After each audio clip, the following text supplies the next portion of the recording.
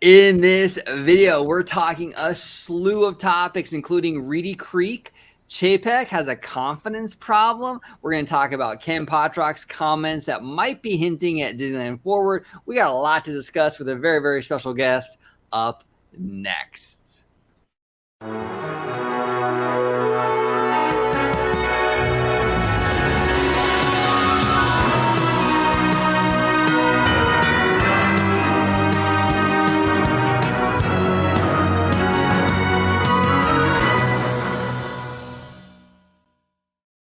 Hey everybody, welcome aboard to another episode of OG55. Today, I brought on a fantastic panel to talk about a lot of very interesting topics in regard to the Walt Disney Company going on right now. We brought a newcomer to the channel, Mr. Theme Park Casual. Casual, I want to welcome you to the show. Thank you. I am honored to be here. It's been wonderful getting to know you guys through the videos, and just looking forward to some great conversation. No, absolutely. You've been a supporter of the channel for a long time. We appreciate you, Casual, and we are honored to have you on the show. If you can let everybody at home know where they can find you on social media. Social media, you can find me at Theme Park Casual on Twitter and on YouTube by the same name, lurking around the different chats of theme parks and other similar entertainment venues. Perfect.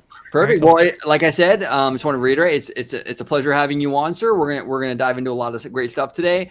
Before we do that, I got Mr. Familyman 23, host of Citrus Corner here on the channel. George, how you doing today, sir? I'm doing good. I'm ready to have some discussions with you fellas. I couldn't wait for this one, so I'm raring ready to go. Perfect. If you can let everybody at home know where they can find you on social media, sir. Absolutely. You can find me on my YouTube channel, Disney Family Man 23, on Twitter at Disney George, and as Mr. OG had mentioned it, with Citrus Corner on his channel of Orange Grove 55. Perfect. All right. Oh, whoa, sorry about that. There you go. Oh, you got it. also like Casual. Oh, yeah. Sorry. I do apologize. There you go. We can get them both in. We can get them both in. I'm off my game. I really do apologize, guys. No problem. And Dre down below, Vast Guy, host of Freshly Squeezed, and producer Dre. As always, Vash, a pleasure to have you on the show, sir. If you can let everybody home know where they can find you on social media. Best place to find me is on Twitter. It's going to be right down there, just like it's spelled, at Vash Sky. And the best place to see me is going to be on the channel you're watching right now, Orange Grove 55 at Freshly Squeezed, your source for juicy news and info, squeezed fresh right from the Grove. So that's where you can find me. No, I got to say, Kat, for anybody viewing this video and anybody who's on Twitter, definitely give Theme Park Casual a follow. He's great. I really do like his commentary. I really do like his tweets. So yeah, I'm really excited to get this one going. But I do have to say, Vash, because I was waiting for you to let me in. I thought my park reservation wasn't valid. Oh yeah, I don't have the boom, but no, we got you in. We got you in. Okay, repeat access. There you go. We got you in. Yeah. We made the call to Chapek. He overrid the system and he got you in. Yeah, that's a hard get, but we were able to do it. We were able to get it done. So the first topic on today's video is going to be Reedy Creek. Okay, this is a huge issue right now for Disney. Huge issue to kind of set the table, because not everyone is kind of not everyone's been following this topic. Disney and Florida Governor Ron DeSantis, they're going to war. They're going to war. Ron DeSantis is kind of saying, hey, look, you know what? That special, those special privileges that you have in Florida, where you kind of rule your own land, well, those might be in jeopardy if DeSantis isn't having it, and neither is the Florida legislature. Dre, I'm going to start with you. We've done a couple videos now on this topic, but like, sure, in a nutshell, like, kind of where do you stand? And I know this is kind of a loaded question, but yeah, where do you stand on this whole Reedy Creek, DeSantis, Disney Chapek drama?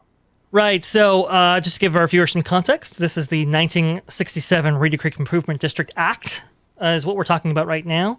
And it was granted in 67 for, well, obviously, when Walt Disney bought up all those parcels of land to make the Blessing of Size Walt Disney World property as we know, he was also, he also worked with the legislature to get special, kind of a district with special ordinances, kind of special privileges as part of that district for the creation of Epcot. It was going to be Epcot, the city, that they were going to be working towards. And so there were some special provisions made for that. Well, now as the years have gone on and they've benefited quite a bit, since then, in 2022, well, we all know Chapek's comments regarding the, recent legislation that was passed there. And they've gotten to a little bit of a war of words, and this is where we find ourselves now, where that Reedy Creek Improvement District that was established back in 1967 might actually be in jeopardy right now. So, I've gone back and forth in this. I've on the one hand, it's like, maybe Disney has been enjoying a little bit. Maybe they've gotten a little bit complacent. Maybe they've gotten a little bit too comfortable out there in Walt Disney World in Florida, right? And some people have made the arguments that they've abused their power since they've been there and so forth. But then there's the other issue of the Florida residents and, the counties, and what do they have to say about it as this entity would be absorbed into their kind of purview, that has big, profound impacts, not just on the Disney company as we know it, but also on future investment and development in Florida as it goes along. So it's a pretty big thing here, and nothing like this has ever been proposed before. No, absolutely. Casual. Where do you stand on this whole Reedy Creek, Chapek, DeSantis, drama? What are you feeling? Is this something that Disney? Do you feel these special privileges, as DeSantis kind of states them as, are it's a bridge too far? Do you think that they're warranted because of the money that it brings into the state? Where are you at right now with this? Yeah, it's a weird situation because I'm pretty much a guy that's get the government out of the way of things. If we could allow the free thinkers, the great minds to do what they need to do, sometimes you could end up with, a much better situation, breakthroughs and, really amazing things happening if you could just eliminate some of that red tape and bureaucracy. But at the same time, if it's not going to be something that is a benefit that everyone can partake of, then perhaps maybe it should be kind of reassessed. Maybe it's not a full repeal of things, but maybe it's, there's an adjustment made. And I'm not exactly sure what I would propose as an adjustment, but it's one of those, I like both sides or aspects of both sides of the arguments. Yeah, no, absolutely. And Dre, I think we kind of talked about this a little bit in our last video, where it's maybe they shouldn't throw the baby out with the bathwater, so to speak, where it's more of a surgical thing. Obviously Disney doesn't need to have the authority to build a nuclear power plant. Maybe just go in there surgically, kind of remove things that are a little bit overboard, like the power plant stuff and all that, but keep the overall thing in place, right? Where they have Disney has the autonomy, but maybe place a little more restrictions on it, right? We kind of dove into that a little bit. Maybe there's that happy medium with this. Oh, you're on mute, sir. Sorry about that. I do apologize. That was my bad. But honestly, the Reedy Creek Improvement District was supposed to be kind of this kind of self-autonomous place, right. This kind of active city, right? And because the city really didn't, there were iterations of it, I suppose, and people make the argument that it is kind of a city now and how it works and it's kind of a 24/7 operation and so forth. But the city never really came out of that. So it's okay, well, this was all predicated on a thing that never happened. Do we do we have to kind of readjust based on that never really coming to fruition? So I can kind of see both sides of this argument right here. Maybe they have maybe they've enjoyed a little bit too much autonomy, and maybe they had to be reined back in. I think that's what DeSantis is. Just kind of read the tea leaves, kind of seeing what he's saying. It seems like he's more amenable or has more enthusiasm for that idea than just throwing the baby out with the bathwater, like you said. Absolutely. And hey, George, as the host of Citrus Corner, which is the Walt Disney World show here on OG55, this is kind of your wheelhouse, right? I mean, this is like your backyard.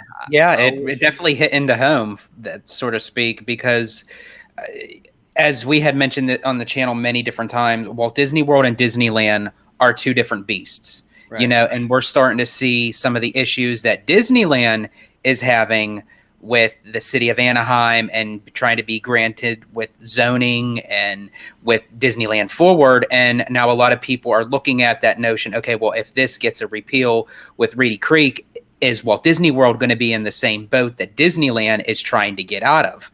Yeah. And so, as you had all mentioned, I could see both ends of the spectrum. I really think if you really look at the black and white line of everything that Disney has on their side with Reedy Creek, it really honestly shouldn't be there if you really look at it in that sense, like in perspective of black and white wording. But I do think that it did bring out, because a lot of times people didn't even know about Reedy Creek up until now. It flew under the radar for how long, and it was just there, and Disney used it at their means whenever need to. But now with all the drama and everything going on, well, it brought it to the surface with DeSantis, and now he's trying to rebuttal the sense of saying, well, you think you have this power to do this, well, I'm going to take it away from you. And in that aspect, I can understand, because I think this is where Disney is caught in the middle between the government side of Florida and its guests / cast members. And everyone is expecting so much from this company that, and essentially, I said it before and I'll say it again, Disney really needs to back off the politics. They really do, because it's going to keep digging themselves in a bigger hole. And this is the outcome, unfortunately. It's almost like you're damned if you do, you're damned if you don't. If you say too much, if you say too little, there's going to be repercussions for it. Yeah. And here's the thing too, is like Disney, like the whole reason why Disney is moving to Lake Nona in the first place, or, Imagineering, right, is because Florida is seen as a more business-friendly environment. And if DeSantis, and this, I told Dre this the other day, I mean, if DeSantis is going to start like inserting this stuff and sort of fighting Disney and sort of saying, hey, look, we don't like what you said in the press release, so we're gonna punish you with this, right? We're gonna take away your privileges because we don't like what you said. It's a risky move on DeSantis's part, because you're sort of telling Disney that you're hey, look, when you move to Florida, you might have to deal with the same bullshit that you deal with in California with Disneyland. That's a problem. I think the timing is really bad on DeSantis's part. I think that you're on the cusp of really being able to really bring in a lot more jobs, a lot more businesses into Florida, and doing this, I think, is bad optics. I think the execution on that part could have been handled a little bit more, should have been handled more differently on DeSantis's part. Yeah. Because it was almost like, well, you don't play ball, this is what's going to happen. If it was really a concern for him that he didn't want Disney to have these privileges, he would have taken them away much sooner before all this had happened. So that's not the case. So it's almost like it's sort of kind of, and I'm not just saying from one side to the other, just the whole situation is just very childish, that it's like nobody can actually come together and say, let's work something out. You give a little, I'll give a little. Let's get together. Parent trap, sorry. Like the parent trap, exactly. Go ahead, Dre. I'm sorry. Well, my feeling on it is yes, I am receptive to the argument that now with so many businesses and industries moving into Florida, does this kind of impact them? Optically, I think maybe, but I think the message that DeSantis wants to put out there, and the reason why he's even engaging in this to begin with, was because Disney extended its hand and started to say, hey, look, listen, we're going to challenge this bill in court. We're going to challenge this bill whatever we can. We're going to, we're going to adjust our campaign donations and so forth. And it's like, well, wait a minute, that's, today, just this morning, the fourth poll on this shows overwhelming support for this bill. Take it or leave it. We can say all kinds of things about the bill in particular, but it has overwhelming support. And so when Disney says, "Well, wait a minute, we're going to fight this using this, kind of the various branches of government to do it," it's like, well, now you're challenging the direct power and direct people of Florida. Yeah, that's what's put them in the crosshairs. This fight wasn't started by DeSantis. It was started by Disney saying, "Well, we're going to get involved in politics now." Yeah, and that was the wrong move. And I just have one last thing to say, and I want to actually hear Casual's input on it, but and that's where I feel that both ends of the spectrum. I think that this could be potentially positive, that if DeSantis does remove those rights that Disney has, if it gets them out of the spotlight as far as with the politics, I actually welcome that, because it's what put them in turmoil in the first place. If it can reduce in the long run, it may be a battlefield up front because they're so used to having that for 55 years. But in the long run, if it would avoid a situation like this again in the future, then, so be it.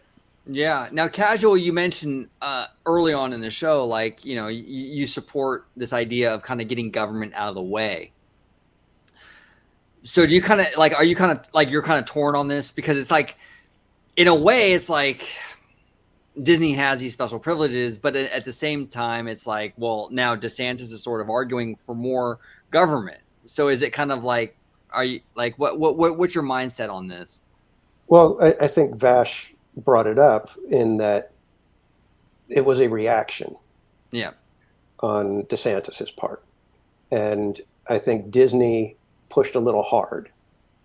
Maybe the language that Chapek used was a little harsher than it should have been.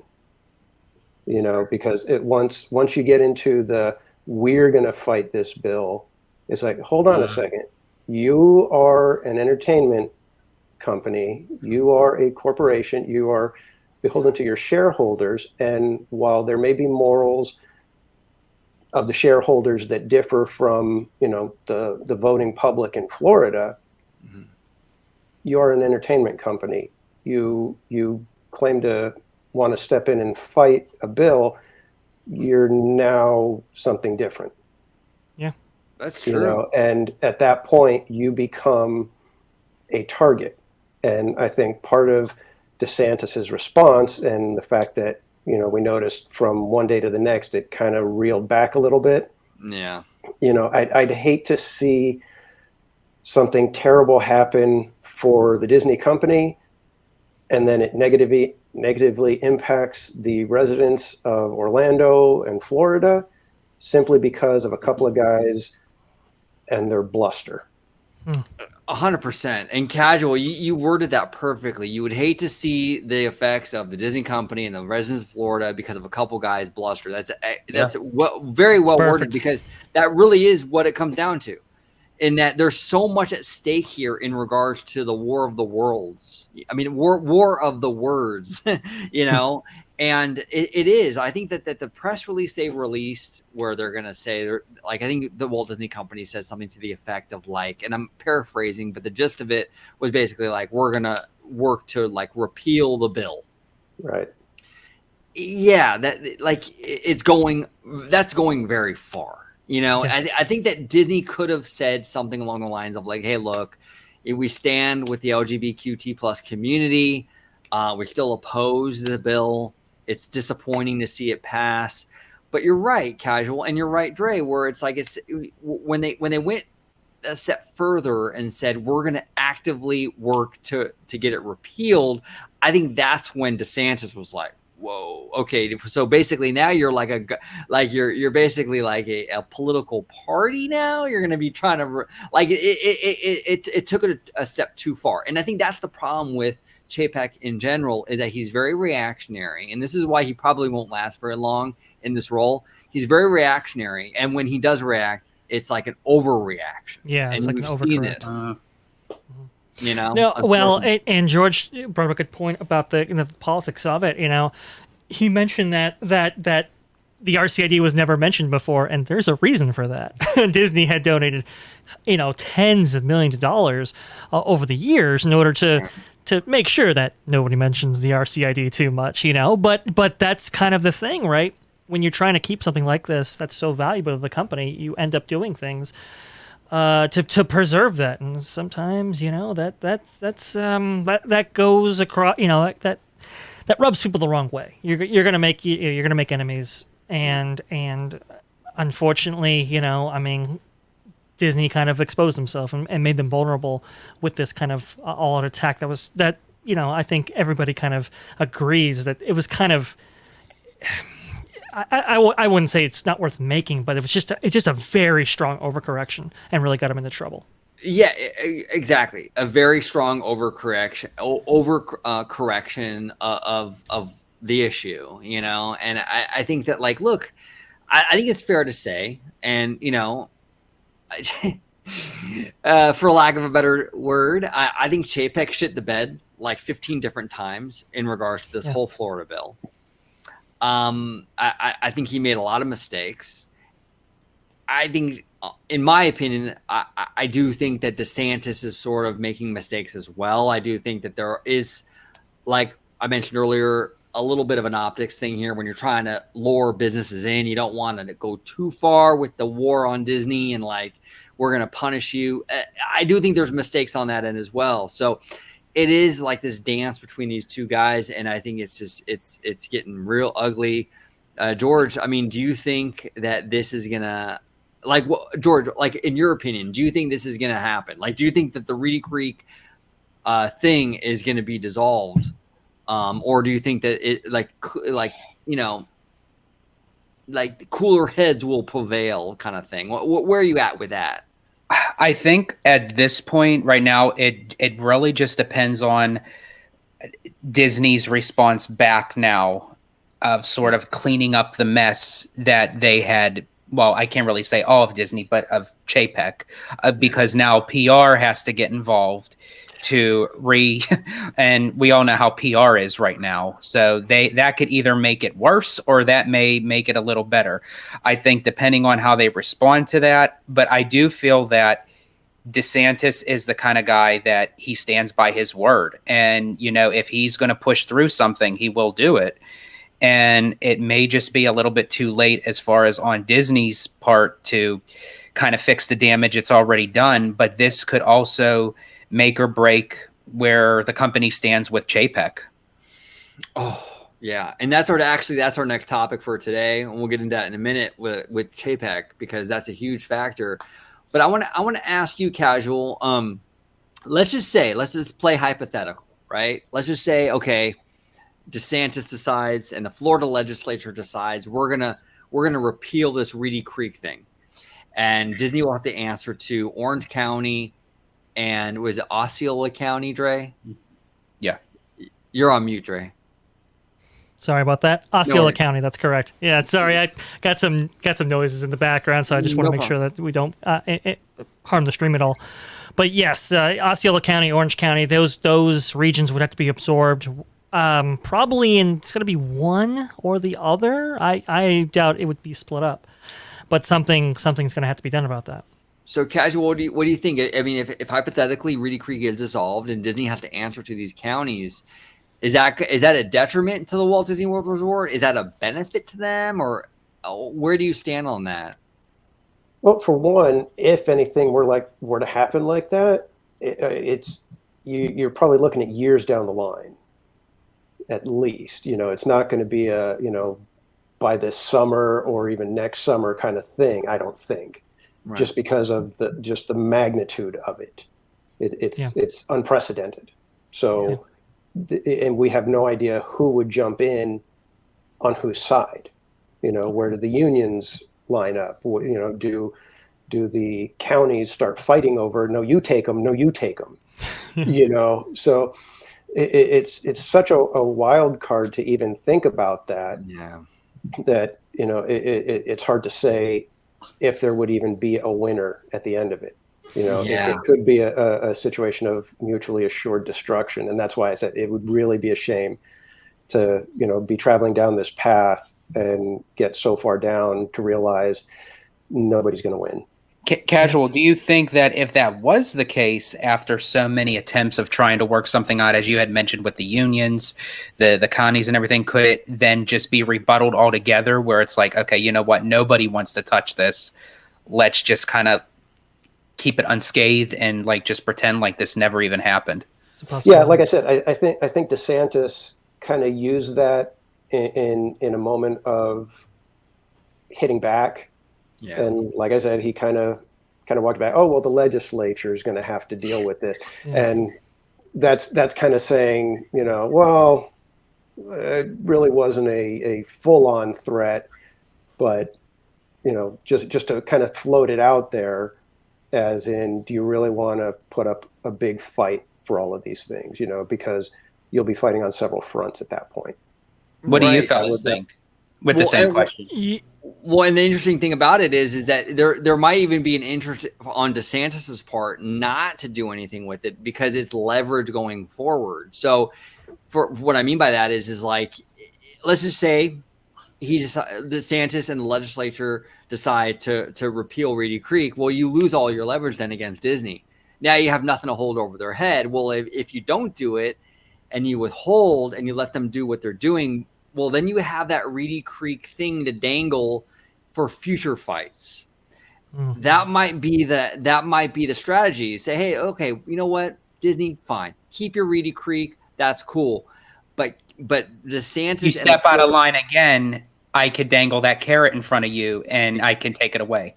Exactly. For future fights, and in politics, they do that crap all the time. They do. Believe me, a lot of problems in politics are not solved on purpose because a lot of these parties they want to have these issues to hang over your head because it brings people into their party and gets votes and things like that. So it wouldn't surprise me if that was a tactic. Dre, go ahead, sir.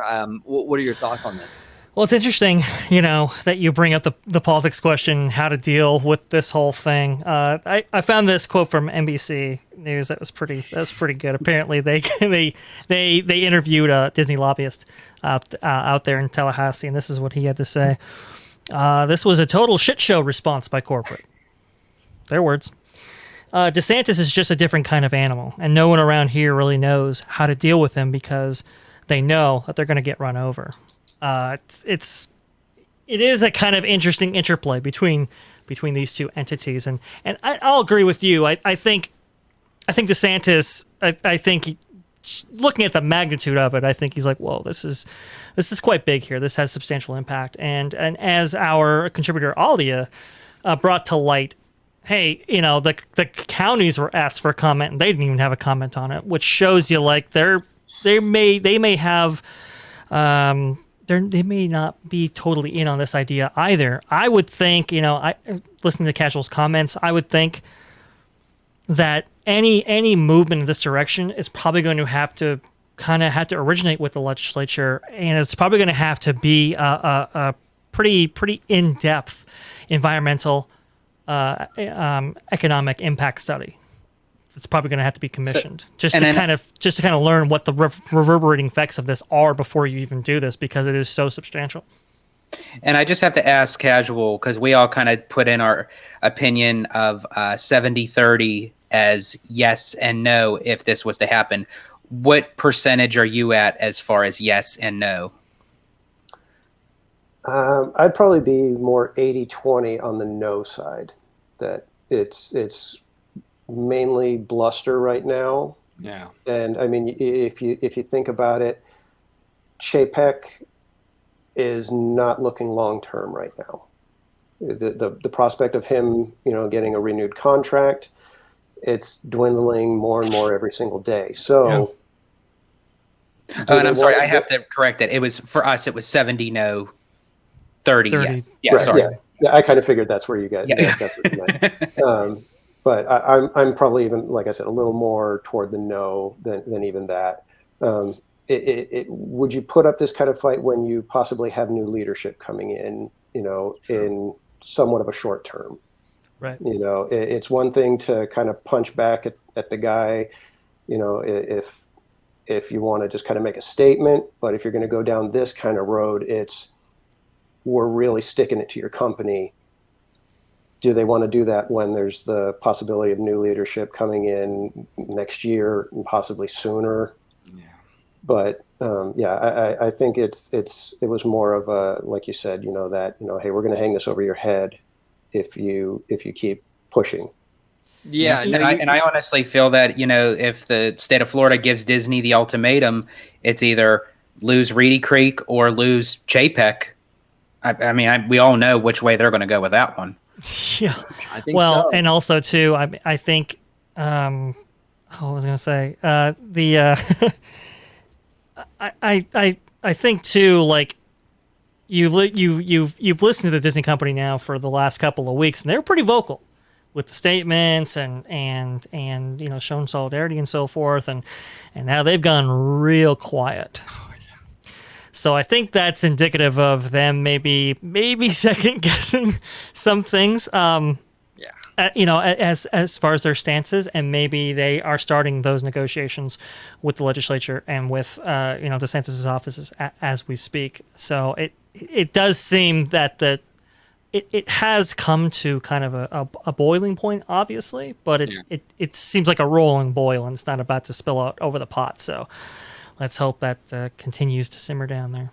Well, and Dre, you bring up a great point about how they were really, really, really loud, and all of a sudden it's kind of been like radio silence. And we've seen this before. If you remember, and we've all been talking about this for a long time, but like with the whole tension between Disney and Governor Gavin Newsom of California, it was kind of the same arc. You remember, it was like they were making statements about Newsom like every week, about the where are the guidelines? Where are the guidelines? Remember? And then all of a sudden, out of the blue, nothing. Absolutely nothing. It was silent, and they were holding hands singing Kumbaya, and Disney was like, yeah, we'll release these promotional Incredibles things around Anaheim about wearing a mask and stuff like that. Remember that whole thing? It was like a complete change in direction. All right. And we were all saying, like, obviously there were internal talks. They behind the scenes talking to like Newsom. That's what happened. I kind of feel the same thing's happening here. It's been loud. All of a sudden, radio silence. It's kind of following the same arc that the Newsom crap did. And I just feel like you're right. They're probably behind the scenes right now talking. They probably don't want to get vocal publicly and mess any of that up. So they're probably I'll even go a step further. I'm gonna go a little bit more balls to the wall on this. Wait, hold on. There you go. There we go.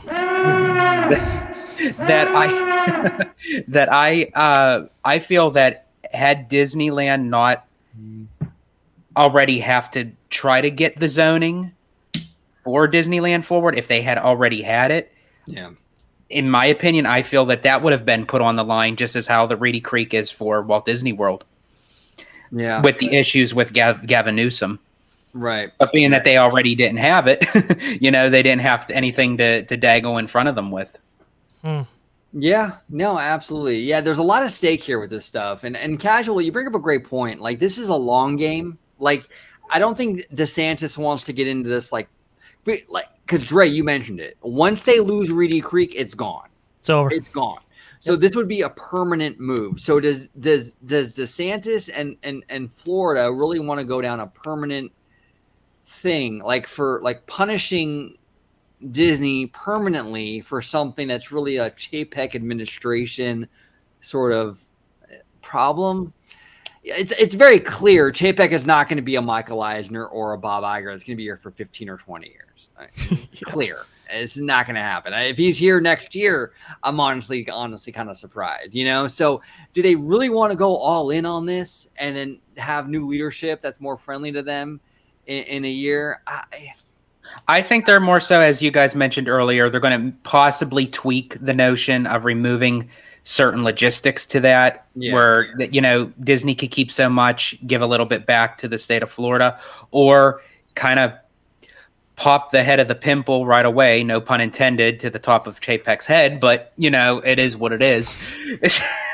And then just get rid of Chapek altogether, and that may solve the issue. Absolutely. Dre, you have you sound like you look like you want to say. Well, no, I usually I do, but in this case, I just think, going by DeSantis' comments, most recent comments, I should say, it does seem like it's like, ooh, this is a big step here. This is a big move. I mean, and this has implications for the entire state of Florida. And do we necessarily want to go down the entire line rather than just like, just kind of cutting individual things out from Reedy Creek Improvement District, nuclear power plant and that kind of thing. Right. It's interesting. I didn't know this before this conversation, but apparently, I guess those 911 calls that emanate from Disney property, they don't have to be disclosed to the public, and if in fact the Reedy Creek Improvement District was abolished, then those emergency phone calls would have to be disclosed. So there are wide-reaching implications of this, stuff that we have not even thought of, and as much as Florida might want to take advantage of the tax revenue that something like that would bring in, there are also implications for the citizenry in Osceola or Orange County and Disney themselves. So I'm pretty confident those talks are going on behind the scenes right now. But maybe not with Chapek. Who knows? Who knows? Yeah, and there's huge ramifications because, like I said earlier on in the segment, a big draw about the Florida property is they do have the freedom to kind of do what they want, and when you start to take that away, it becomes a bigger Disneyland resort. At the end of the day, it's like, okay, well, now we have to go ahead and get approval from the Orange County, this, that, and the other. Like it becomes less attractive from a business standpoint. And so would Disney invest as much in Florida as they would have if they don't have Reedy Creek? Would they invest as much as they would have if they do? I don't think they would. I really don't. I think there would be a huge pullback in investment. I really do, because they're going to have to go through a lot more red tape to get stuff done, and that affects Florida overall. Because the fact of the matter is, the elephant in the room, Disney brings a lot of people into Florida. I mean, I was just going to say, I don't travel down to Florida every year to look at gators. It's right, exactly, and it's a spillover too. Like, a lot of people think like, oh, well, Disney and Universal, they hate each other. They really don't hate each other. Disney films a ton of their crap at Universal Hollywood. They do business with Universal all the time. Yeah. And even in Florida, they are the symbiotic sort of relationship where they feed on each other. Like, believe me, people go to Disney World and they book their trip, and then they piggyback that and do, we'll do 2 days at Universal then. Well, a lot of families might just say, you know what, we won't go to Florida at all. We'll do something else if Disney isn't really an option. You know what I'm saying? Like, Universal benefits also from Disney being there. It's like California Adventure being next to Disneyland. It benefits from Disneyland being next door. So it doesn't really help anyone if Disney starts to pull back on the investment. It hurts Florida. It hurts Disney. It hurts Universal. There's really no one that would really benefit from that, in my opinion. So... just to tell you, the impacts of it all, right? You're seeing, and we might get into this in this discussion, but we'll see. But we're seeing like Disneyland Forward, right, and how it's taken like 18 months to get just the rezoning done, right? Because you have an environmental impact report that you have to kind of go by, and you have to get approvals and so forth, and that kind of change would affect, it would affect Walt Disney World if the Reedy Creek Improvement District was ever dissolved. Right. Doing research for this kind of conversation here, there was a huge amount of growth in the 80s and 90s. And between the kind of late 80s, early 90s, in a span of 27 months, you get the opening of the Grand Floridian, Caribbean Beach, Phase 1, Disney's MGM Studios, Pleasure Island, Typhoon Lagoon, the Swan and Dolphin Yacht and Beach Club. That wouldn't have been possible under any other structure. If the Reedy Creek Improvement District wasn't there. So those kind of things they have to be weighed out, and I think the legislature, even the legislature, would commission a study just based on the effects of it because it is so impactful. Yeah, 100%. So let's pivot now. This is kind of tied to this topic. Sure. But let's talk a little bit about Bob Chapek. There has been and there's been a lot of articles in the trades about this. I mean, you can Google it. There's a ton of stuff about this.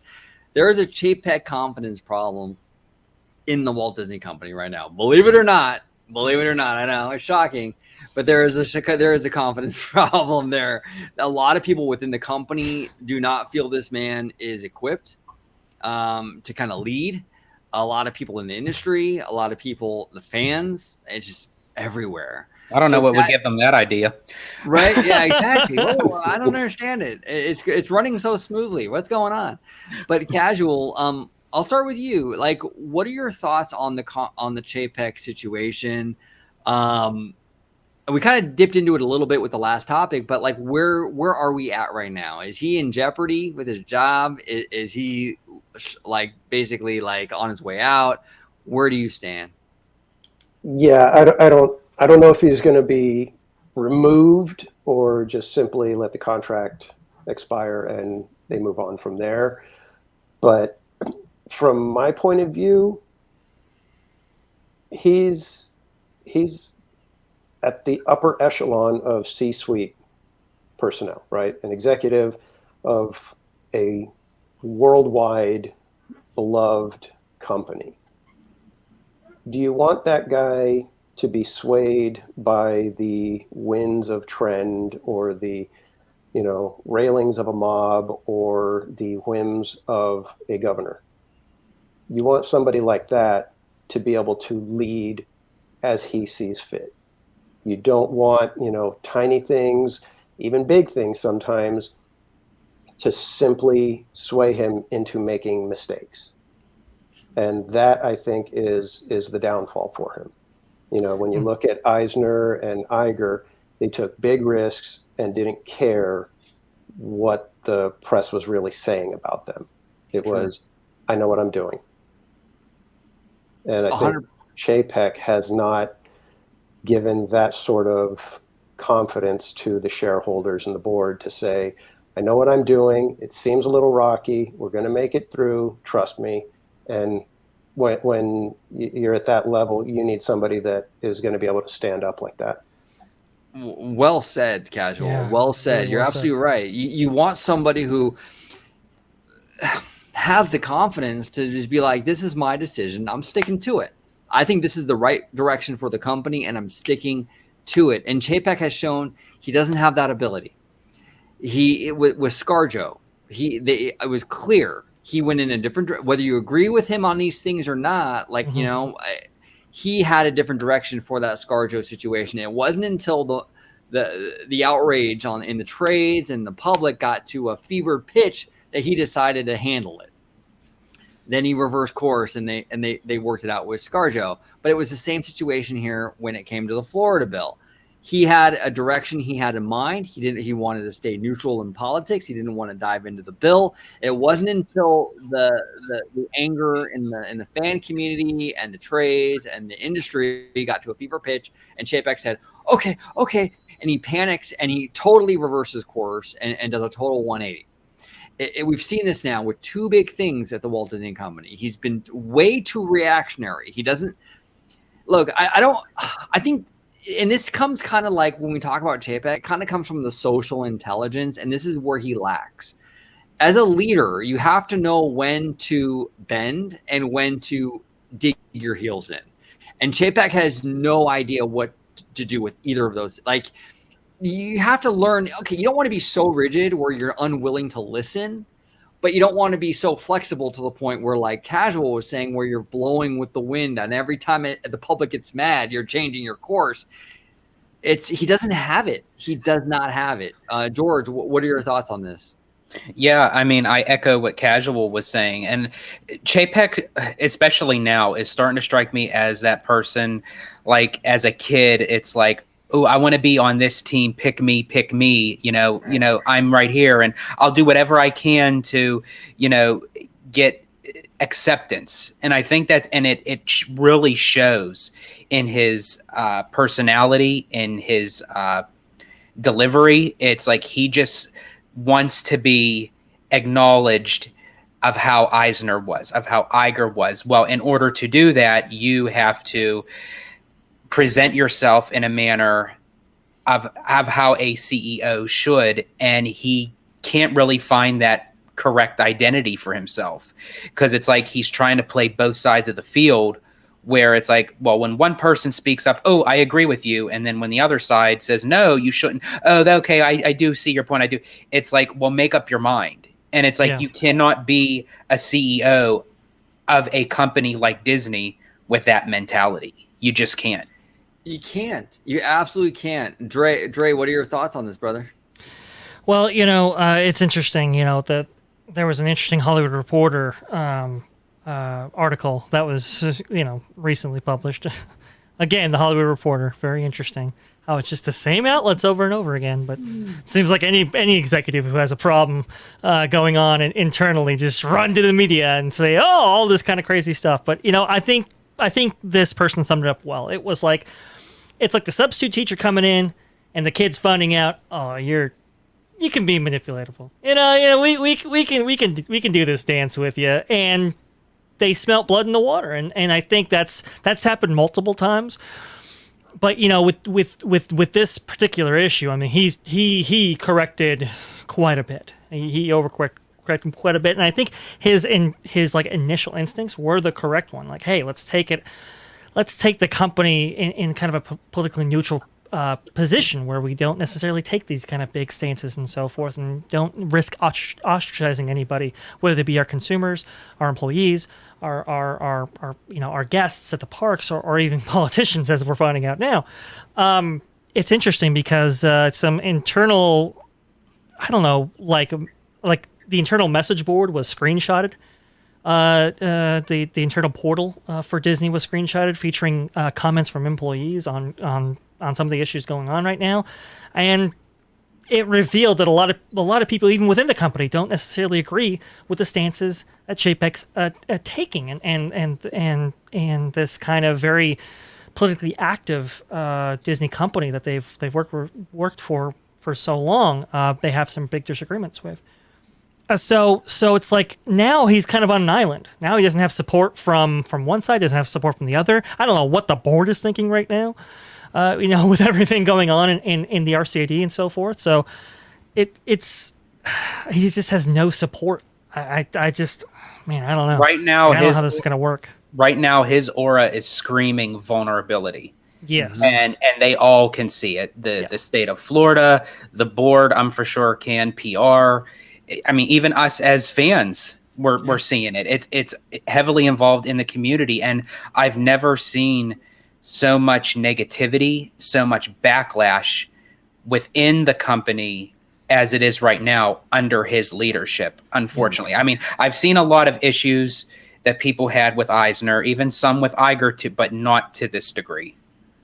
Yeah, it's terrible for him because of the situation he walked into when he got the job. Right. I mean, it wasn't like he was walking into, the happiest place on earth at that point. It was definitely, a horrible situation with the company just bleeding money, trying to figure out what was going on, dealing with two completely different governors and legislators. It wasn't easy what he walked into. So sure. to give a little bit for him and not just completely, he's terrible, get rid of him. He came into probably the worst situation possible, trying to get his feet under him. Yeah, you're Casual. You're 100% right. 100%. And you're 100% right. And a lot of people will point, and I've called people out on this before, because there's a lot. with this, like a lot of people like will say like, oh, well, the stock price is down like this much percent. But this is the thing. If you look at the stock price long term, like for the past 2 years, right before the pandy, it was hovering around the same point it is now. It was like 130, 140, right? It tanked obviously during the pandy to like $80 a share, and then it skyrocketed. And Dre, to your credit, you mentioned this. It was like overvalued. Once things started to open back up again, it was overvalued. It was like $200 a share almost for a while there. So it went from one extreme to the next, and now it's leveled out and it's normalized to where it was before the pandemic. So it's like the 130, 140 range for the stock price is pretty much where Disney was before all this madness. But people will say, well, it's so far down. It's only down because it was like overvalued when things started reopening again. Yeah. You know, so it's the stock price really hasn't taken a big hit under Bob Chapek. If you really look at it, when Iger was in there, when he left in like January, February of 2020, it was really much around where it is now. Okay. There was a lot of volatility in the meantime because of the pandy and opening and closing and all that stuff, but it's leveled out. So like you said, casual to your, like what you were saying, it's like, to Chapek's credit, could have been a lot worse. You know, the stock price could be a lot worse. The company could be a lot worse than it is now. Yeah. We got to be fair. You know what I'm saying? Like, the guy hasn't been a total disaster. PR wise, he's been a fucking shit show. But like business end of it, he hasn't been that bad. Like, it really hasn't. And that's where I think. Oh, no, go ahead. Go ahead, George. Go ahead, George. And I was going to say, and I think that's why I feel that they put him in that position at the time when I feel that that's where they needed somebody to run that part of the company. Because as we all said before, he's a numbers guy, you know, working in consumer products, then move into the parks, and now as CEO. I think they had to place him, I don't want to say it as like a puppet, but in a way where they needed him the most at Disney, at the company's most vulnerable time. Yeah. Because now that part is kind of, I don't want to say it's done and over with, but the harder aspect of it through the pandy, and now they now have to kind of reconfigure and maybe consider somebody else now to move forward now that things are up and running again. Yep. Yeah, that was the speculation before all this. The speculation was, hey, get the hatchet man to clean up the act and implement the policies and so forth that Disney's been wanting to implement for a while, but just never could because people were so optics based. And here you have a guy who doesn't, or at least initially didn't care about the optics, you know, until we've seen a lot of the hit pieces and a lot of drama come out, and we all know how that story. But it's interesting. Casual, you shared a video with the group in the DMs, and it was interesting because it was a video featuring Walt Disney World Pro, and what he's saying was like, you know, I think Iger. This goes to kind of my sabotage theory, but I think Iger was upset about maybe just how well Chapek did do. And that riff right there, I don't think the whole story is them just stepping over each other in terms of leadership at Disney. I think it really comes down to like Chapek is such an anti-Iger that Iger just can't. I don't think he can get around Chapek being as successful as he was. Well, and Dre, you mentioned, and that's a great point. And Iger even kind of insinuated that Iger mentioned in like that one of the reasons why he retired was because he couldn't handle differing viewpoints. He became very rigid and like my way or the highway. Mm-hmm. Well, that doesn't just stop when you retire, right? He still has that mentality right now, right. And it's probably driving him nuts that he can't do anything about it, you know? Yeah, and interesting, like where are the attacks coming from? They're coming from the media, they're coming from the optics, all the things that would really affect Iger. It's almost like he's projecting that, it's still kind of a theory, but yeah. If you were Iger and you wanted to attack Chapek, you would kind of go with, okay, what would upset you, and then go with that direction. And we're kind of seeing that this would be Iger's worst nightmare.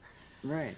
And yet it's the same outlets, it's the same, kind of thing here, and it's just ramping up, even before just the recent RCID problem. Remember, that all stemmed from the bill, which all stemmed from really Bob Iger's tweet right before, all of this, and kind of got the ball rolling here. So it's too perfect. It's too perfectly aligned, and my mom had some great advice for me years ago, and it always stuck with me. Too many coincidences aren't a coincidence. Yeah. There comes a point when you have to look at this stuff and go, okay, look, what are Iger's babies, right? What are Iger's babies? What are the two studios that Iger loves and adores and has talked about the most? It's Pixar and Marvel. And what a coincidence that it's Pixar and Marvel that are the two most vocal studios against Mr. Chapek. It's not Lucasfilm. I don't see a lot of crap like this coming out of Fox. Why is that? It feels a little too convenient, in my opinion. And look, like Dre said, this is all speculation. It's all theorizing. There's just a lot of like, okay. You know what I'm saying? A little too much, too many coincidences. It's so much heat. That it's like, where's the fire really? Is it with Chapek or is it coming from someplace else? Because we can see the smoke for sure, but where's the heat coming from? That's the question right now. And it's really kind of unfortunate. Now he's kind of found himself on an island because I think his advisors, I think there are people even within his kind of circle who maybe didn't have the best interest for him at the start of this. Yep. No, absolutely. So, before we move on to our next topic, any final words on Chapek and his issues with the Check the stock price tomorrow when the markets open, because we have now seen like almost a weekend full of anti-Disney stuff coming from all kinds of different places. So let's check that stock price and let's see where it's at. If it goes down any lower, Chapek's demise might be sooner rather than later. I'll say I don't really wish bad on anybody, whether I agree with you or not. It's just what place is best for you, and especially in a big company like Disney. Everyone has their strongholds, everyone has their weak points, and that's everybody, so it's just the facts. Right. Well, no, and George, you bring up a great point. We just recorded a video where we talked about Maynard at Disneyland and how some of us love his shtick and some of us not so much, but we all, as a person, wish him well, right? Yeah. Yes. Same thing here with Chapek. Really, I wish the man well. I want him to succeed, especially when he's running the company that I hold dear to my heart. I do not want this man. It's like the pilot of your plane. You want them to be in top-notch health. You don't want any problems, I want this guy to do well. I wish him well. I'm rooting for him. I'm rooting for the company. Man, he's just making a lot of mistakes. And we've been fair on this channel with him, and it's coming to a point now. It's getting harder and harder to defend, So. Oh, and I just have one last thing to mention, because Vash, you had mentioned about tomorrow with the stock prices, because a lot's been going and it may drop it significantly. Could that possibly be why they may release the opening day for Cosmic Rewind? Kind of maybe balance that, give a little good while the stock is dropping to kind of leverage it out. Think about how many announcements have come out just within the past couple of days. How many things have come to light. We're seeing Cosmic Rewind photos that we haven't seen before. We're seeing the announcement for the characters coming back, right? We're seeing all this stuff, and it's like, they are definitely trying to switch the narrative. They're trying to switch what people are actually talking about and conversating about online. Even Ken Potrock even talked about, which I think we're going to go to, yes. I think. Dre, you are the king of the segue, sir. You are the king of the segue. I try. Well, maybe that has something to do with it. That is absolutely our next topic. Okay, let's just dive into it. This was in the OC Register a couple days ago. This was actually in regards to Disneyland reopening, the phased reopening. Ken Potrock, there was a whole article about it. I'll link it down below. Basically, he's saying that they're only 50% halfway through the reopening for Disneyland Resort. But the very end of that article, they dropped this. And I made a quick little video about it yesterday, but we're going to deep dive into it today. So Ken Potrock, who is the president of the Disneyland Resort, okay, it says here, up next for Potrock, a State of the Disneyland Resort presentation in late April. It says, quote, we'll be able to announce a bunch of things that are continued improvements, opportunities, and experiences, Potrock said. Quote, we're going to talk about the impact that we're having on the community and how we're using our economic engine to rev up the economy here in Orange County and Anaheim in particular. Now, I made the case. Now, the first quote where he's talking about continued improvements and experiences and stuff like that, I kind of feel like that first quote is like basically this downtown Disney, we're going to give you more shops and more eateries, you know, this, that, and the other, you know, experiences opening back up like Fantasmic. I think that first line is kind of a throwaway thing, to be honest with you.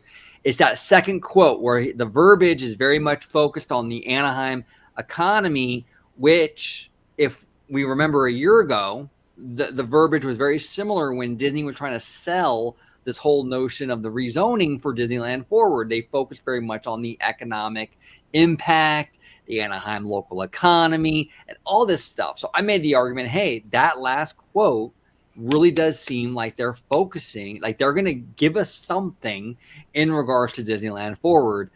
George, I'll start with you, sir. What do you feel about that? Do you agree with me, disagree with me? What's your kind of take on this quote from Mr. Potrock? I do.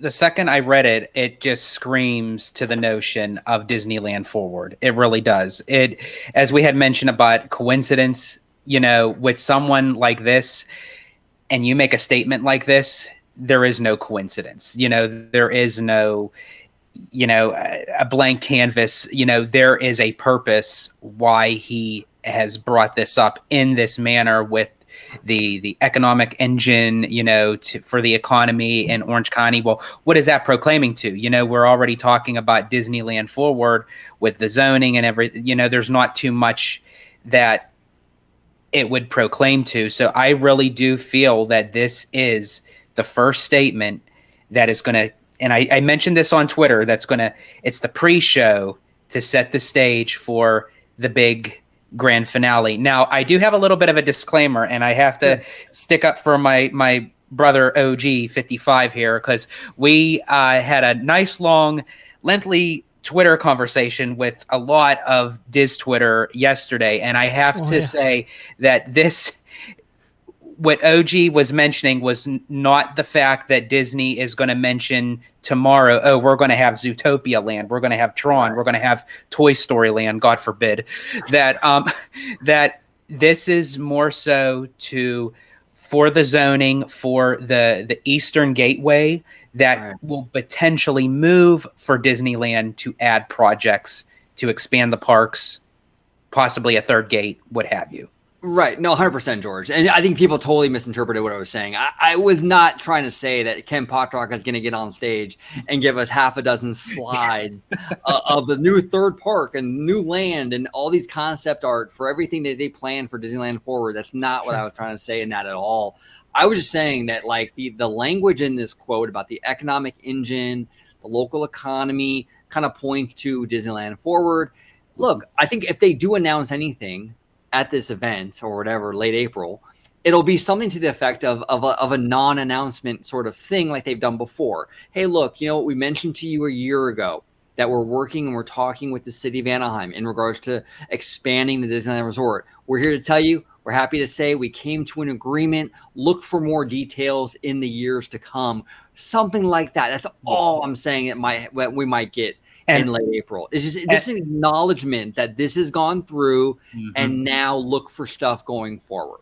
And then that also sets the stage for the D23 Expo. Again, not that it's going to make huge announcements of saying, okay, here's our third park, here's the expansion for DCA. I do feel like it will in time, but I personally feel like we're going to hear more news of the Eastern Gateway project before anything else happens within the parks. Absolutely. Casual, what are your thoughts? I haven't heard your thoughts yet on this. I'm curious to hear what you think about this. Like in terms of the language that Potrock, because I'm a believer, like these executives, nothing is an accident. This stuff is so carefully crafted. Maybe I'm cynical, but what do you think about the language in his quotes here? Do you think it kind of points to Disneyland Forward news? Do you not think that? Where are you kind of at with that? Yeah, I mean, like you said, it's not. There's not going to be concept art for the e-ticket attraction that's coming into the third park or anything like that. But I don't know where they stand on the zoning and all of that. I don't know if this is going to be an announcement that kind of gives those general, wish list type of things, trying to generate public support. So when they are in talks with the city, that it's, hey, we've got a lot of people looking forward to these things. We've announced it and there was just tremendous support for it. Can we go ahead and move forward with it now? So I don't know where the talks are with the city and how that's going. So I don't know what kind of an announcement this could be, but I do agree that it is going to be something to put Disneyland Forward back into, the public mindset and try to drum up support at the very least to get the surrounding areas to be open to what Disney is going to be proposing. Yeah, because like if you look at like the history, like if you look at like even like recent history when it comes to Disneyland and when they announce things and the way they talk about things, like you don't ever hear this kind of language from things like the Toontown reimagining. Like if you read the Toontown reimagining press releases, it has nothing about the local Anaheim economy, the economic engine and all that stuff. It's not a big enough project for that kind of language. You just don't see that. Now we did see that kind of language though with Galaxy's Edge. Well, that was a 15-acre expansion of the resort. So of course we saw that sort of like, this is going to impact Anaheim in a real positive way sort of thing, more jobs. We saw that sort of language when it came to when they were proposing the fourth hotel and what have you. It's usually reserved for things that are kind of big, But Dre, what are your thoughts on the language? What are your thoughts on what Potrock is saying here? Where are you kind of at with this? I think it's kind of a combination of the two. I think I think we have a mutual friend who was suggesting, well, maybe this is about downtown Disney.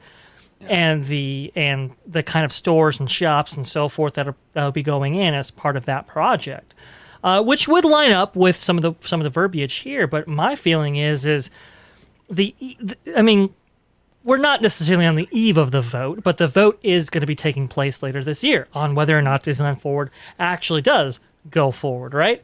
And what better wink and a nod to say, hey, you might want to approve this than to kind of display, hey, downtown Disney's getting this, downtown Disney's getting this proprietor, this proprietor, this proprietor. This is going to be an economic driver for the city of Anaheim. This is going to restore the kind of the glory, the sheen to Anaheim that was so unbelievably tarnished during the events of 2020 and beyond. Right.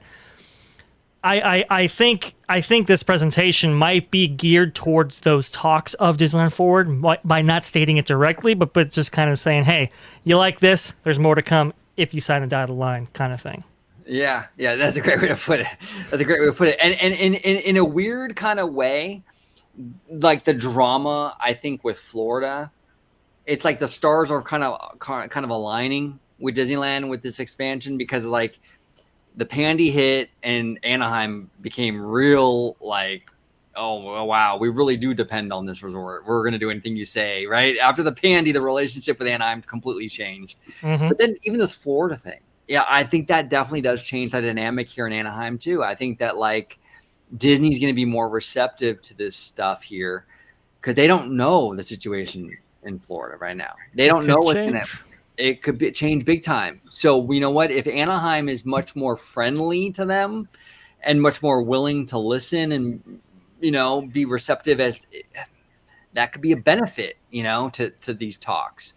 There's a lot of variables. I just think that with the verbiage here, so focused on the economy, I think it's pointing towards something big. So yeah, it'll be interesting to see, you know. And like we said, Disneyland Forward is really about the zoning, right? It's about the Right. kind of, you know, how they can use the real estate that they have afforded to them. But, you know, imagine the possibilities, so to speak. If we get some of that language, you know, this state of Disneyland thing is going to be kind of interesting to watch and kind of to see what comes out of it, because it might be just, in fact, geared towards the city. Hey, you know, this is what we could do, so to speak, if we start this process here. And that's the common misconception of Disneyland Forward. A lot of people, even like when they first announced it out the gate, they thought Disneyland Forward was proclaiming to more theme parks, more attractions, more expansions. In a way it does, but that's not what Disneyland Forward represents. It represents the zoning for Disneyland to take off of the city of Anaheim to be able to have full control of that, so they can eventually move into bigger projects in the future. Yeah, 100%. It's a seed planting thing. It's not like a one big project sort of thing where we're gonna have this big grand concept art of a final product. It's much more of like a seed planting. Like, okay, so we have limited space here. Anaheim, can you free it up so we have 30 years of expansions, kind of thing. It's going to be a multi-phased thing, well beyond Chapek, well beyond Ken Potrock's tenure. So you're saying they want to establish the Reedy Creek Improvement District? Is that right? Is that where they go? I can't claim that. That's our buddy Showcase there. hey, you know what? Shout out to Showcase. That was brilliant. Showcase showcases his brilliance regularly, by the way. I love that guy. It's very funny. Very funny. I love that guy. He is phenomenal. And he did coin the phrase the Reedy Creek Improvement District. Yeah, project. I think it's phenomenal. I think it's hilarious. That's a good one. Yeah. Really, really funny. So let's talk. We have one more topic. And this is that we're gonna end on a positive note. Because there's a lot of stuff going on with Disney right now that's like, oh man, you know. It's just a lot of negative stuff, and I think casual is your idea, like to kind of end on a positive note, and I agree with you. I think we should kind of get into like some good stuff, you know, and I think it'd be fun to do that. So the last topic is going to be, how did you get into Disney? Like, what kind of sparked your passion for Disney? And Casual, you are the guest today. I want to start with you. How did you get into Disney? How did you get into this fandom? What sparked your passion for this stuff? Wow, I guess I would have to start all the way back. When I was little, we grew up in Southern California, so Disneyland was the place. And I just remember, you know, as soon as we knew that we were going to Disneyland, me and my little brother, we'd be poring over our maps and our guidebooks, and we'd be making a list of all the rides we were going to go on and having our game plan as to what we were going to do. But it was also that, you know, going to Disneyland was really one of those times where the family wasn't arguing. You know what I mean? And I don't know who said it, but it was Disneyland's the place where your worries and your cares couldn't make it past the gate. Right. You know, so it really kind of had that. You know, I lost a tooth at Cafe Orleans one night when we were at Disneyland. You know, there was just tons of memories there. But then as I got older, you know, being the teenager, you want the bigger thrill. So it was more Six Flags, Knott's Berry Farm, those kind of places. But I always had that soft spot for Disneyland. And then shortly after high school, Fantasmic premiered. And I was there that first summer. I saw it.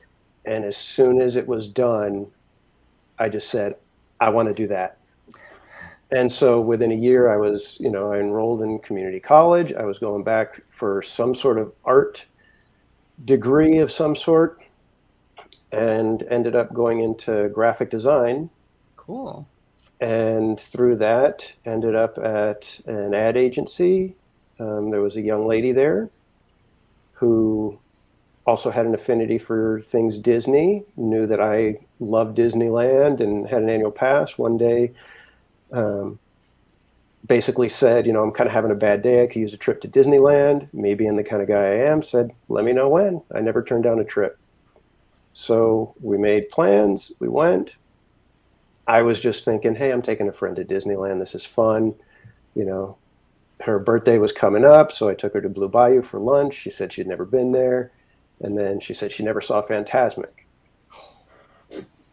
Can't have that. You've got to see Fantasmic. You got to see it. You got to see it. Got to rectify that situation, right? Yeah, and I mentioned to you guys that there were a couple of pivotal points where Disneyland, changed the trajectory of my life. Fantasmic viewing the one, and then Fantasmic actually plays into the next one in that I told her, I was like, we're not going to wait for the first show because it's too crowded.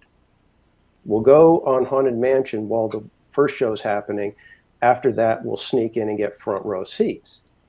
Nice. And so as we're crossing through the horde of people, Fantasmic is actually going, and I could see her trying to peek over people. And so I said, here, hold my arm and just go wherever I'm leading. And so she grabs my arm. I'm walking through the crowd, and this was, that moment. I turn back and I see her on her tippy toes trying to peek over everybody watching Fantasmic, and that was suddenly I saw her completely different, fell in love. 10 months later, we're at Disney World, and I'm proposing at the Wishing Well. Oh man, Wow. That's incredible. I love it. I love it. I mean, that completely trunked mine. The first date I took with my wife, we went to Chili's. Like,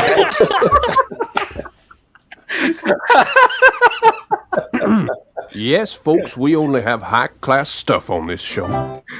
oh, I'm dead. I'm dead. You're funny, man. that's freaking awesome. Like It that is. Yeah, Wow. and I should note that I should have known that I was going to go into graphic design when I was 7 years old, because I would take the Disneyland pictorial guides and I'd get my own notebook, and I would copy down the paragraphs and then draw squares and say what picture I was going to take and put right here. So I was creating my own guidebooks at the time. So I should have known way back when that was going to be my passion. That was going to be where I should just, direct my career. And, I'm lucky enough that I don't ever actually work a day. It's all fun for me. nice. That's Did you get a photo opportunity of the proposal? No, I completely surprised her. In fact, I had a ring made with 3 diamonds in the shape of Mickey Mouse, and it was our second day there. So I didn't even, I had to wait because we went to Epcot the first day, then Magic Kingdom. And when I gave her the ring, we had been seeing all the costume jewelry. So when I gave her the ring, and I'm on my knee, and she's like, "What are you doing?" And so I gave her the ring, and so she puts it on, and she's like still looking at me. She said, "Is this real?" And I said, "Yes, that's a real ring. I had it made for you. Look at it." And so, yeah, it was kind of funny, but no, it was just us, and there were a couple little kids around. Other than that, no, it was just us, a quiet moment by ourselves. I love how it was the transition. Like the two of you had that first connection at Disneyland, and then you're kind of summing up the rest of your lives together at Disney World. That was perfect. Yeah, sometime I'll tell you guys about the wedding, the Alice in Wonderland theme, but that's for another show maybe. Yes. Nice. I would love Gotta to. have you back on then. Yes, absolutely. Absolutely. That's a fantastic story, Casual. That's fantastic. So your passion for Disney ever since has sort of been out of these moments with your wife and everything has sort of grown and grown, and it kind of stems from that. I was talking with my son how we Disney releases the new rides or attractions or whatever, and they're amazing, they're spectacular, but the real memories that we have are usually looking at somebody else's face. It's I remember we got to be in the wheelhouse of the Mark Twain and just watching my son with the wheel and tooting the horn and all of that. And I think that's where a lot of people. Oh, I'm sorry. And I was going to say, I think that's where a lot of people have that conception as to say everything that the company is going through right now. How could you still love Disney? How could you still enjoy it? This is the reason why there's so much rich history within us, that we have those certain memories, we have those special moments, and it's like you can't just throw all that away because it's connected with the company in some odd shape or form. It brings you back home. So no matter what's going on in the present or what is even to look for the future, we always have what we had to start out with. Yes. 100%. Well said. Well said. Now, George, how did you get into Disney? What's your story? Well, my story is kind of unique because not I was the first member in my whole entire family, and I come from a big Italian family, but I was the first member to ever walk through the gates of Disney. So it kind of all stemmed from me. My mom never really was familiar with going to Disney because, as I said, she never did it herself growing up, but she knew of the company. And literally, I had a Disney mobile in my crib. I had my Mickey Mouse doll, my Disney blanket. So literally from as a baby, it was kind of ingrained in me that, okay, when I look at Mickey Mouse, I can associate with him, and growing up in the 90s, I was big on the Disney sing-along songs.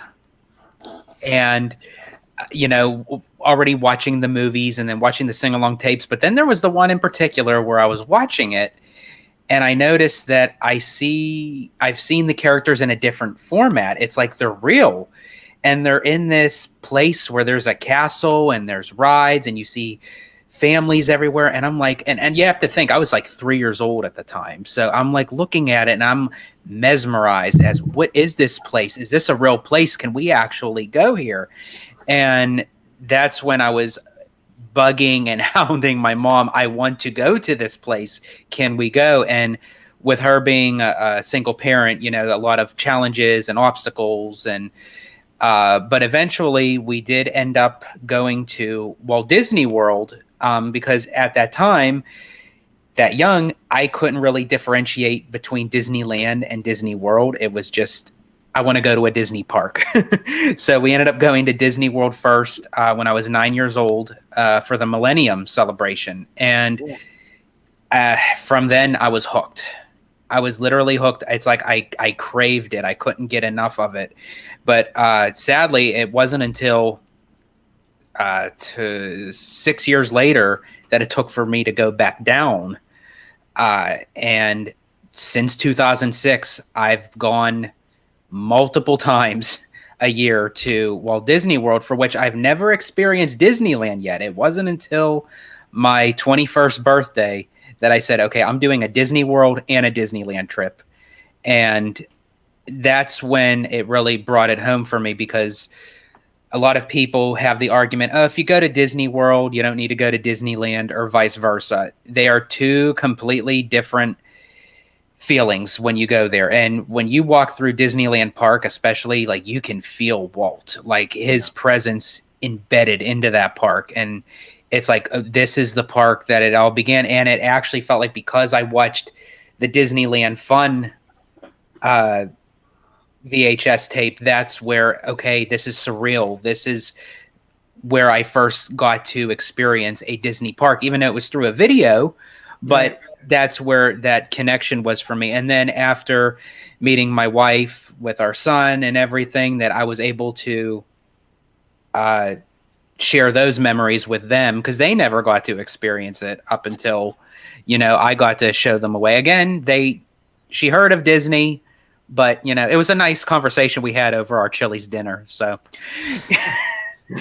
that's fantastic. Fantastic. So ever since then, you've been it just kept on going up. Yeah. That's awesome. That's awesome. Dre, what's your story, man? How did you get into this? Well, it's interesting. So my family have been going to, Disneyland as the kind of the home park here in Arizona for years. My mom had started going, and then she kind of dragged my dad into it, and my dad started going. And he had never. I mean, he had grown up, just super. I think he was like one of many kids, and they didn't have a lot of money to go around. They never got out to any of the Disney theme parks. But when my mom took him, and he saw this, the Jungle Cruise and Pirates of the Caribbean, and it was just, they kind of bonded over that, and a few years down the road, they had been going to Disneyland even before I was even born. in my mother in 1989 because I know this because she talks about how she couldn't go on Splash Mountain because it just opened that year, and unfortunately she was pregnant with me. So that's unfortunate for her. Couldn't get the opening year of that attraction, but say lovey. But really, after I was born, Fantasmic was really. I'll have to agree with Casual here. It was really a big moment. And that kind of like solidified it for our family. Like this has kind of become something more than just a vacation destination. It's kind of became almost a home, so to speak. And we got to go back here every single year. So that's when kind of the tradition started. But I was never really like, because I had kind of grown up with it. I had never really taken on that love myself to the fullest extent that I probably possibly could. Right, but that all changed with Disneyland's 50th. When Disneyland's 50th came around and they really highlighted the history of the park, that's when I was like, maybe there's something more here, And this gracious cast member back in that day, they had converted the Great Moments of Mr. Lincoln to showcase a lot of the 50th anniversary in multiple ways. And some of that's still there, but it's changed obviously. But it was kind of a 50th showcase. And they had that great model map there, right, of how Disneyland looked in the 1950s. And I saw that, I was like, whoa, this is completely different than, what we experience now on a daily basis. And this cast member was gracious enough to take me, kind of, and go through it and kind of go through the histories, systematically through it. And I wanted to learn more. And he said, well, look, if you want to learn more about the history of Disneyland, there's a great DVD in the kind of, at that time period, it's now the Magic Shop. But the Magic Shop at that time sold, I think it sold like music and records and so forth, or maybe it was the music shop next door, if on Main Street, and it kind of had some bleeding over. But it was like, get this DVD. It's the Walt Disney Treasures, Secret Stories and Magic. I was like, okay. So I go there, I grab it, and that's the thing I'm watching on the way home. And it was revelatory. It was like, whoa, this history of this place that I've been going to ever since, before I was alive. I just never knew. And that kind of started the real love. And going to high school, at that time, there was a graphic arts class, ironically enough, Casual, that I took 4 years in. And by year 3 or 4, you kind of got it, and there's not much you can really learn. So you're just kind of floating there, unfortunately. And while I was in class, I was looking at MiceChat articles by Owlets. I was looking at Jim Hill articles. I was looking at the forums. I was going through all of that and kind of diving feet first into the community and following just a plethora of different sources on all of the history that I could possibly get my hands on. I absorbed it like a sponge, and that really started for me the kind of the love of this place back in 2005. Yeah. Wow. Of this place I've been going to for all these years, but never really quite knew the magic of it all until I discovered it. Well, and really a very fascinating, powerful point you made in your story, Dre, was that the cast member directed you to the DVD, and the DVD is what kind of that started the trajectory for you to have this passion, right? Mm-hmm. Goes to show you that like if you're a cast member and you're watching this, you change lives sometimes. Like that cast member, he changed your life, or he or she Absolutely. changed your life. Like, I mean, that was a pivotal moment in this whole story for you. I mean, if that cast member didn't do what they did, you might not be on here today with us.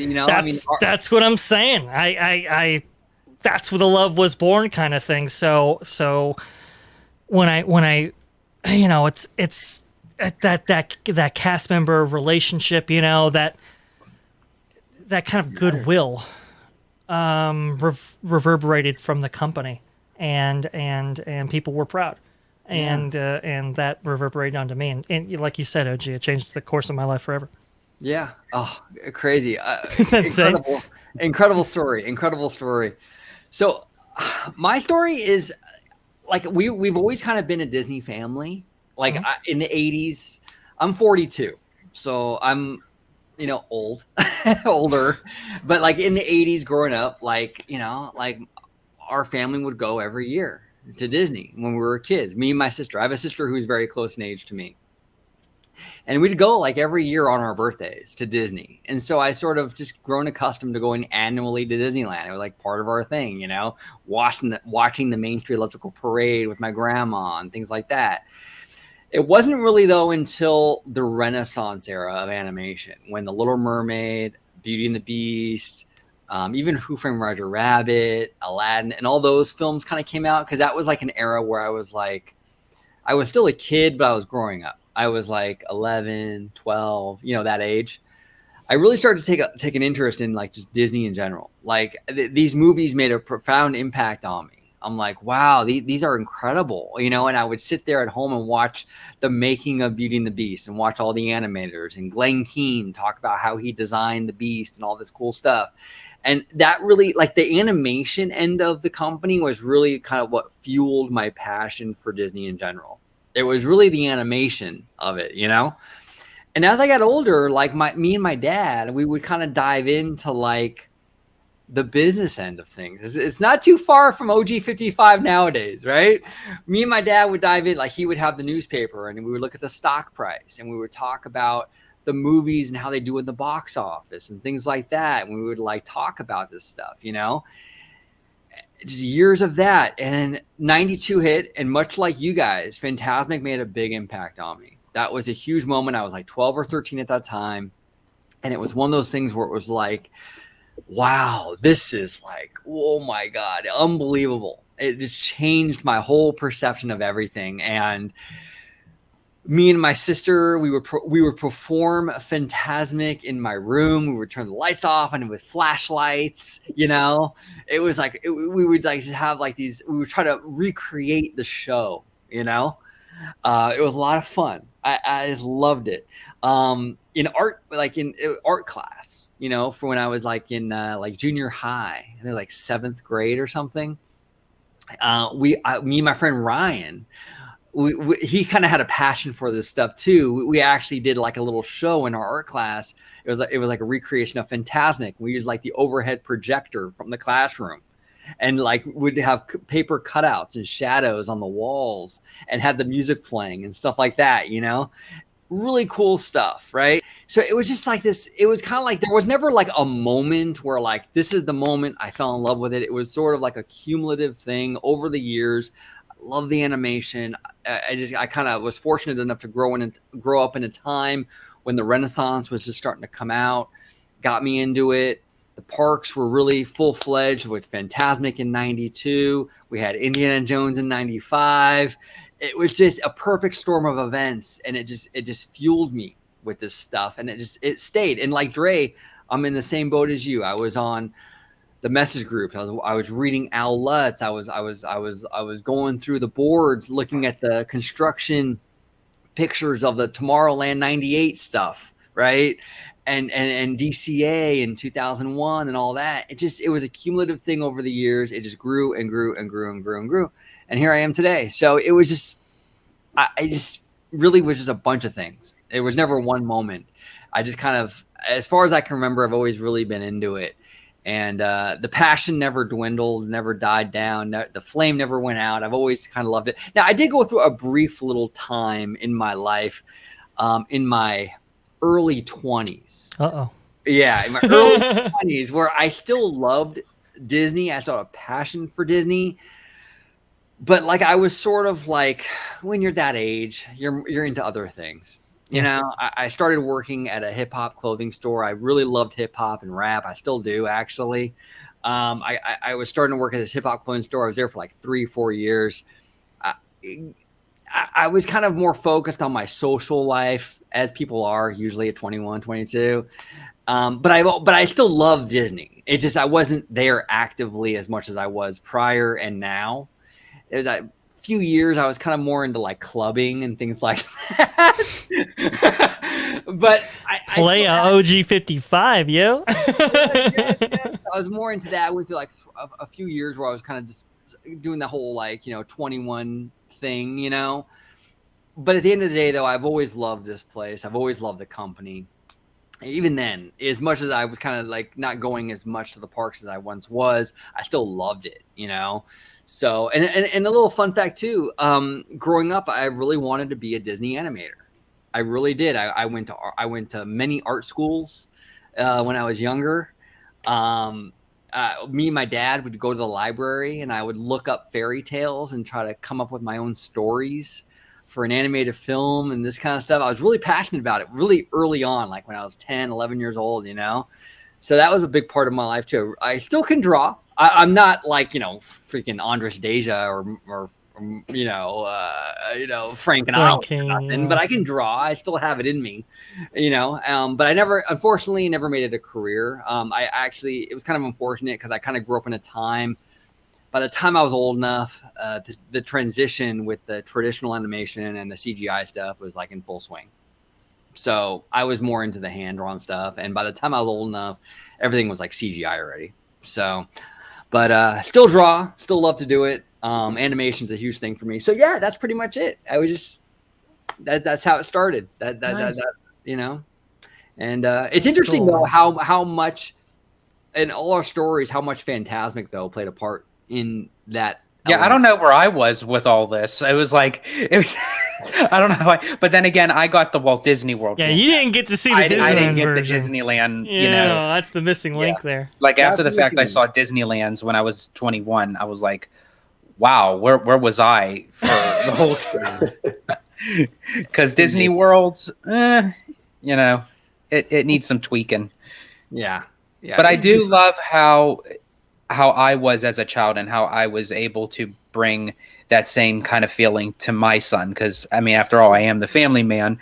So, you know, with his first trip at 4 years old and him interacting with the stepsisters from Cinderella, and he got to meet Jake from the Neverland Pirates. I mean, at 4 years old, that was his hero. Like that was, and I still have a picture of him where they kind of do like that yo ho ho sort of pose for the camera, and I snapped the picture. So again, it's just like going all back to the memories, and this is where it leads us. So as much as I could be frustrated at times with the company, at times where it's like, oh, come on, how can Disney decide to do this or do that or what have you, you know, whatever end of the spectrum you're in, I'll always still have that passion and love for it. And it'll, as you had mentioned, OG, that flame will always be there.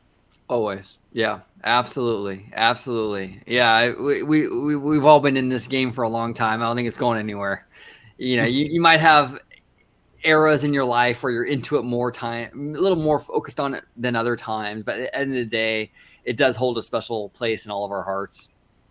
It's not going anywhere. So it's really fun. And that's actually the scary thing too, because with this whole Chapek thing, it's like, oh man, this is like, we love this company, you know, and we want it to do well. Yeah. We don't, you know, it means a lot to us. And it seems like as I get older, I have a deeper appreciation for it. Like I always think that I can never have a bigger appreciation for the company, but as each year that goes by, I end up finding something. Yeah. And it just keeps on growing and growing. But I must say, now I know when I went for my 21st birthday to Disneyland for the first time, I know where OG was. He was right down the street in the club, living it up. Yes, exactly. That's exactly where I was. Exactly. Yeah. No, no, you know where you were? You were at Cafe Lou. There we go. That's an inside joke, guys.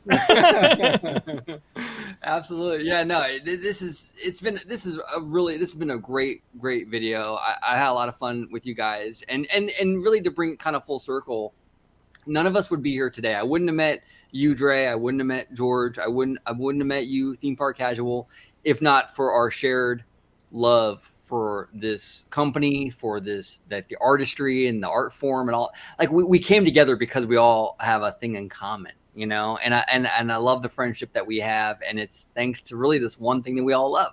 So it's pretty awesome. So I want to thank everybody for watching. And before we close it out, I'm going to go ahead and close out with my panel. To my left or right, however you're watching. I think it's right. I think it's right here. We have Mr. Family Man. Mr. Family Man, if you can let everybody at home know where they can find you on social media, sir. Absolutely. You can find me on my YouTube channel, Disney Family Man 23, on Twitter at Disney George, and of course, you could always find me right here, my home base at Orange Grove 55 with Citrus Corner. Yes, sir. All right, Perfect. here we go. There we go. There we go. And Mr. Freshly Squeezed, if you can let everybody at home know where they can find you on social media. Best place to find me is going to be on Vashkai at Twitter, just right down there, just like it's spelled. And like we said in one of our last videos, very robust conversation. Yes, I know it can be. There's conflict too, obviously, and sometimes 250 characters just isn't enough. But it's actually been a lot of fun. So thank you guys for reaching out and see me. Well, it's on the channel you're watching right now. At Orange Grove 55 at Freshly Squeezed, your source for juicy news and info squeezed fresh right from the Grove. So that's where you can find me. Perfect.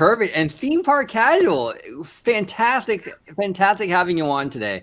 Really do appreciate it, man. It was a lot of fun. If you could let everybody home know where they can find you on social media. Yeah, first I just want to say thank you to you guys. This was amazing. First time being on a panel like this to discuss things in depth like this, especially of something that I'm so passionate about. I just really appreciate the invite, and just want to let you know that it was an honor for me to be here. But for everybody else, you can find me on Twitter at Theme Park Casual, and lurking around the chat and comments of channels much like Orange Grove 55 with theme park and other entertainment venues likewise. Perfect. And Casual, I just want to let you know the door is always open here on OG55. You're always welcome back. Talk some shop with us, talk some Disney. I think there's going to be a lot of stuff coming out in the next year. We got like Chapek stuff, Disneyland Forward stuff. Well, as soon as Fantasmic comes back, we can debate the merits of 1.0 versus 2.0. Oh, that's a good show right there. Yeah. I've got a lot to say about that. Yes, we definitely have to talk about that. Oh my God. Good show. Good show. Thank you all for coming on, and thank you all for watching. Comment down below with your thoughts on everything we talked about today in regards to Reedy Creek, Bob Chapek's confidence problem. How did you get into Disney? What sparked your passion? Why are you here? What's your story? Comment that down below. Would love to hear from you. Thank you all so much. What was that? I'm sorry. Oh, I'd love to read those. Yes, no, absolutely. Like, please, if you guys comment down below with your story, like we've all said our story, how we got into Disney, comment down below with yours. Like, everyone has a story, right? Share it down below. We read all the comments. Literally, we read all the comments. So share that. We would love to see that. And thank you all so much for watching again, OG55. And as always, have a wonderful, wonderful day.